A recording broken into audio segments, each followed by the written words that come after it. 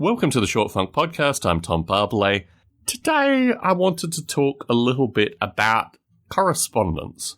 I get occasional correspondence. I don't get as much correspondence as I once did.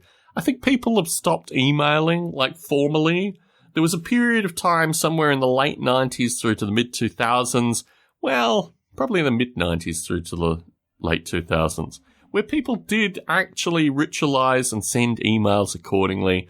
You'd get emails from a wide variety of folks that either liked your software, maybe early on listened to some of the podcasts, these kind of things.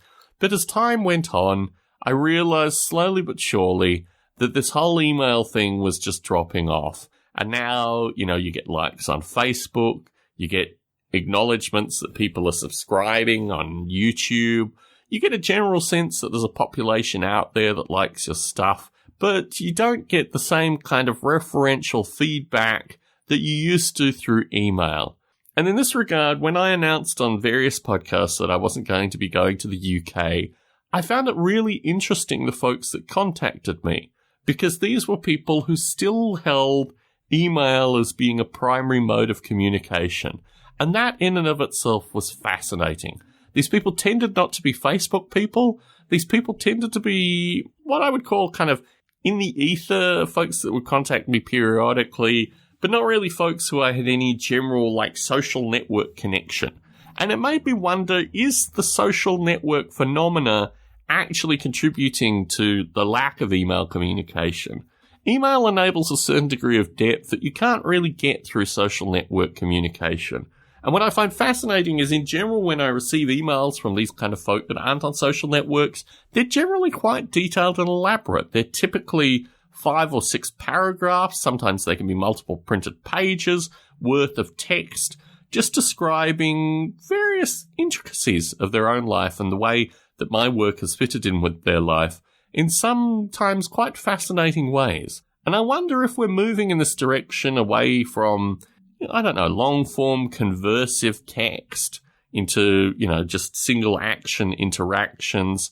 If this might be something that I'm actually, missing in some kind of emotional context associated with the stuff that I produce. One of the things that I find fascinating through Facebook now is you can see the number of people who have seen various posts but have chosen not to actually participate associated with liking it or commenting on it.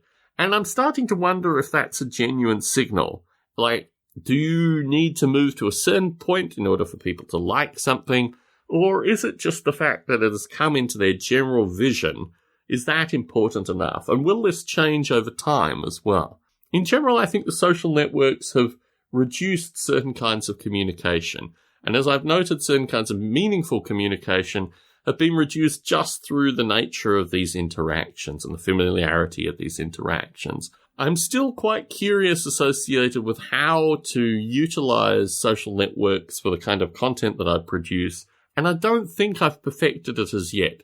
I think model rail radio is a very good example of coming close, but it also is a very good example of an audience that really fundamentally wants the content that I'm creating.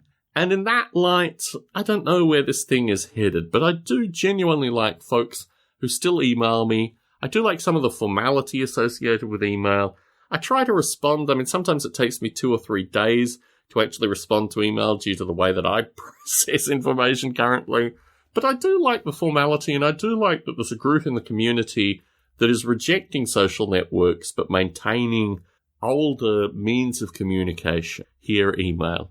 My wife and I were talking recently, and my wife referred to back in the olden days when you used, I think it was DVDs. And I've realized that the olden days is really only 5 years ago now. This compression of time that seems to exist associated with technology, we just got to accept. Pretty soon last year is going to be the olden days associated with these things. In that regard, I'm going to continue to narrate this kind of stuff through short funks going forward, maybe even potentially in video coming in the near future. Tom Barbalet in San Jose, signing out.